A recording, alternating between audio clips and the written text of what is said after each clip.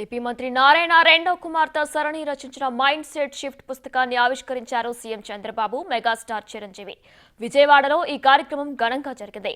ఆలోచన విధానంలో మార్పులతో అద్భుత ఫలితాలు సాధించవచ్చంటూ సరణి బాగా చెప్పారంటూ చంద్రబాబు చిరంజీవి అన్నారు.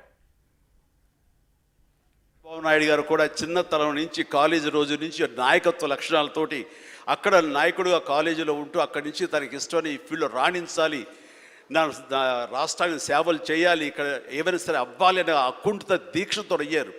ఆ రోజున రామారావు గారు ఉంటారని ఆయన పాలిటిక్స్కి వస్తారని కాదు, ఆయనకు మీద నమ్మకం. ఆయన అట్లా ఏ మారుమూలు ఉన్నా నేను ఎట్లయితే యాక్టింగ్ మీద నా నమ్మకంతో నేను ఎలా ఉన్నానో అలాగే నాయకత్వ లక్షణాలతో పాలిటిక్స్లో రావాలి, రాణించాలి, ఇతోధికంగా ఎంతో సేవలు చేయాలని అనుకున్నారు. కాబట్టి నాయకుడిగా, స్టూడెంట్ నాయకుడిగా, విద్యార్థి నాయకుడిగా ఉన్న ఆయన పాలిటిక్స్లో రావడం ఏంటి అనుకోని పరిస్థితుల్లో అవకాశాలు వస్తే వాటిని చేజిక్కించుకుని వాటిని ఆసరాగా తీసుకుంటూ అంచెలంచెలుగా ఎదుగుతూ ఈ రోజున మనం చూసేటువంటి అద్భుతమైనటువంటి ఒక మహానాయకుడిగా ఎదిగారు.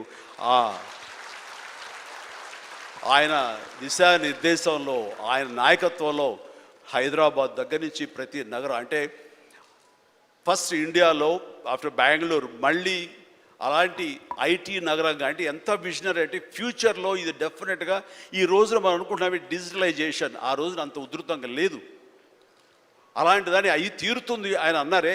ఆయన మైండ్ సెట్ ఆ రోజున అలా షిఫ్ట్ చేసుకుని దానికి కట్టుబడి ఉన్నారు. కాబట్టి ఈ రోజున ఐటీలో కానివ్వండి, అతను డిజిటలైజేషన్లో కానివ్వండి, ఇదిగో ఈ రోజున ఏఐలో కానివ్వండి, ఆ స్థాయికి వెళ్ళటానికి నాంది పలికినటువంటి పాయనీర్ మన చంద్రబాబు నాయుడు గారు.